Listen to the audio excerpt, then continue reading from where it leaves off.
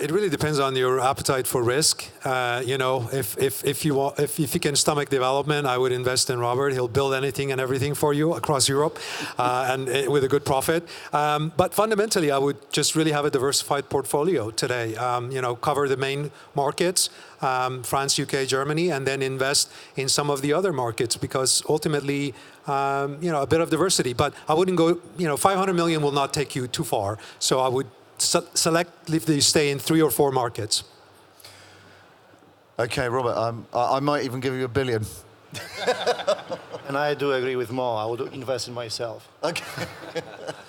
No, I mean, clearly, I mean, where we see the value is kind of probably investing in kind of the markets that we are operating, which is Germany, Poland, Czech Republic, Slovakia, and potentially Romania. Kind of creating a portfolio through development and exiting in 2 years' time. I think it's a kind of pretty safe bet. Okay, good, Ian. Well, I was thinking about this, and it kept me awake for the last few nights, because every year you give me 500 million, but I just don't seem to remember getting it. And last year I put my money into 50 Shades of Grey and didn't do very well. And then I watched a programme last week on Aston Martins. And having seen the way that old cars are gaining in value, and the fact I can then drive them, I think I'd put it in Aston Martin at the moment, or similar sort of cars. Okay, earlier Aston Martins, I'd recommend a DB5. That would be my suggestion. Philip. Wow, we're really pushing it out there. So mine's going to be a bit dry, but Robert's kind of called the market that he believes is going to be healthy for at least 2 years, which is, and I would concur with that. Everybody's starting to go a little bit steamy, or we're ready for a downturn. I don't think there's a downturn. Of course, the last time, if there was a whole bunch of brilliant experts here, I'm sure that we'd have all stood up and said the same thing. But you know, remember 2008, 2009 was a downturn, which we all anticipated any financial meltdown.